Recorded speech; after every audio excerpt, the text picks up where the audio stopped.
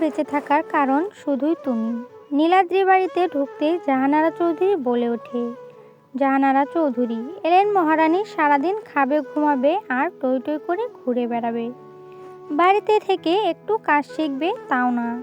নীলাদ্রি হ্যাঁ, আমি মহারানী না হলেও এবারের রাজকন্যা আমি, তাই আমাকে নিয়ে আপনার মাথা না ঘামালেও চলবে। আপনি আপনার মতো থাকুন আর আমাকে আমার মতো থাকতে দিন। জাহানারা চৌধুরী আমি তো তোর ভালোর জন্যই বলেছি, আমি তো তোর মা। নীলাদ্রি চুপ, আর একটা কথাও বলবেন না, আমার মা আপনি কোনোদিন হতে পারবেন না। আর আমার কত ভালো চান তা আমি ভালো করেই জানি। যদি এতই মায়ের অধিকার দেখাতে চান তাহলে আমার জন্য খাবার রেডি করুন, খিদে পেয়েছে।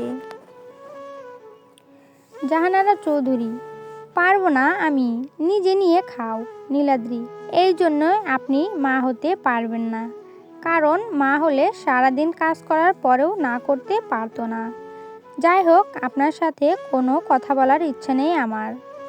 নীলাদ্রি নিজের রুমে চলে যায়। রুমে গিয়ে ফ্রেশ হয়ে আয়নার সামনে দাঁড়িয়ে চুল আঁচড়াচ্ছে। তখনই আরশি এসে পেছন থেকে জড়িয়ে ধরে বলে, আরশি আপু তুমি কখন এসেছো, আমাকে ডাকোনি কেন? নীলাদ্রি আরশির গাল টেনে দিয়ে বলে, আমি একটু আগেই এসেছি, আর তুই ঘুমাইছিলি তাই ডাকিনি। আরশি আপু খেয়েছো তুমি? নীলাদ্রি না, এখন খাবো। তুই খেয়েছিস? আরশি না, ঘুমিয়ে পড়েছিলাম স্কুল থেকে এসে। নীলাদ্রি আচ্ছা চল আগে খেয়ে আসি, খুব খিদে পেয়েছে। আরশি চল আপু। আপু একটা কথা বলি। নীলাদ্রি বল না, কি বলবি? আরশি আপু আজ তুমি আমাকে খাইয়ে দেবে। নীলাদ্রি আচ্ছা, আমার সুটকিকে আমি নিজের হাতে খাইয়ে দিব। নীলাদ্রি আরশিকে নিয়ে খাবার খেয়ে ঘরে এসে পড়তে বসে দু বোন। রাত 11টা। তাসনিম বনু তুই এখনো ঘুমাসনি কেন? নীলাদ্রি তুমি এত দেরি করে এলে কেন? তুমি জানো না আমি তোমার জন্য না খেয়ে বসে থাকি। তাসনিম একটা কাজে আটকে গিয়েছিলাম বনু, সরি। নীলাদ্রি তুমি এই গুন্ডাটার সাথে ছিলে তাই না? তাসনিম বনু তুই ওকে ভুল বুঝতেছিস, ও কিন্তু ভালো মানুষ। নীলাদ্রি সেটা আমি ভালো করেই জানি। যাই হোক তুমি ফ্রেশ হয়ে এসো, আমার খিদে পেয়েছে। তাসনিম আচ্ছা তুই খাবার রেডি কর, আমি আসছি। তাসনিম ফ্রেশ হয়ে এসে নিজেও খায় এবং নীলাদ্রিকেও খাইয়ে দেয়। পরের দিন বিকেলে নীলাদ্রি আর আরশি দুজনে ড্রয়িং রুমে বসে টিভি দেখছিল। তখন কেউ দরজায় বেল দেয়। নীলাদ্রি গিয়ে দরজা খুলে দেয়, দেখে একটা মেয়ে দাঁড়িয়ে আছে। নীলাদ্রি কাকে চাই? ঐশী তাসনিম বাড়িতে আছে? নীলাদ্রি হ্যাঁ আছে, কিন্তু আপনাকে তো ঠিক চিনলাম না। ঐশী আমি তাসনিমের গার্লফ্রেন্ড। নীলাদ্রি আপনি ভেতরে আসুন। নীলাদ্রি ঐশীকে নিয়ে গিয়ে সোফায় বসায়। নীলাদ্রি আরশি ভাইয়াকে একটু ডেকে নিয়ে আয় তো। আরশি আচ্ছা আপু। ঐশী তুমি নীলাদ্রির তাসনিমের বোন? নীলাদ্রি জি। ঐশী তাসনিম তোমার কথা অনেক বলে, তোমাকে অনেক ভালোবাসে তাই না? নীলাদ্রি হ্যাঁ। আচ্ছা আপু ভাইয়ের সাথে তোমার কতদিনের সম্পর্ক? ঐশী এই বছরখানেক হবে।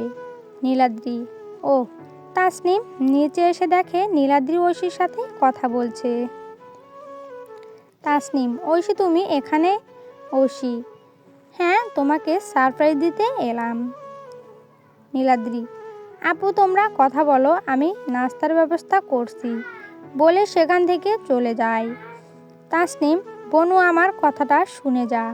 নীলাদ্রি তোমার সাথে পরে কথা বলছি আমি। তাসনিম হাই আল্লাহ, আজ আমার কপালে কি আছে কে জানে। উফ, আগে কেন যে ঐশীর কথা বললাম না বনুকে, আল্লাহ আজকের মতো বাঁচিয়ে নাও বিড়বিড় করে। ঐশী কি বিড়বিড় করছো তাসনিম? আমি আসাতে খুশি হওনি তুমি? তাসনিম হ্যাঁ, কেন খুশি হব না? তুমি আসবে আগে বলনি কেন? এখন আমি বাড়িতে নাও থাকতে পারতাম। ঐশী, আমি তোমাকে সারপ্রাইজ দিতে চেয়েছিলাম। তাসনিম, সে ঠিক আছে, কিন্তু বনু তোমার কথা জানতো না আর এখন তাই আমার সাথেও কথা বলছে না, রাগ করে আছে। ঐশী, ও এই ব্যাপার, আচ্ছা আমি দেখছি। নীলাদ্রি ওদের জন্য নাস্তা নিয়ে আসে। ঐশী, আমার ননদিনী নাকি তার ভাইয়ের উপর রাগ করেছে। তুমি ওর উপর রাগ করো না, আমি ওকে নিষেধ করেছিলাম বলতে তোমাকে সারপ্রাইজ দিব বলে। প্লিজ রাগ করে থেকো না। নীলাদ্রি, আচ্ছা রাগ করব না, তবে একটা শর্ত আছে। তাসনিম, কি শর্ত? নীলাদ্রি, কাল আমাকে আর আরশিকে তোমরা দুজন ট্রিট দেবে আর ঘুরতে নিয়ে যাবে। ঐশী, হ্যাঁ অবশ্যই, আমার একমাত্র ননদিনী বলেছে, আমরা কি না করতে পারি? নীলাদ্রি, মনে থাকে যেন। তাসনিম, থাকবে, খুব মনে থাকবে।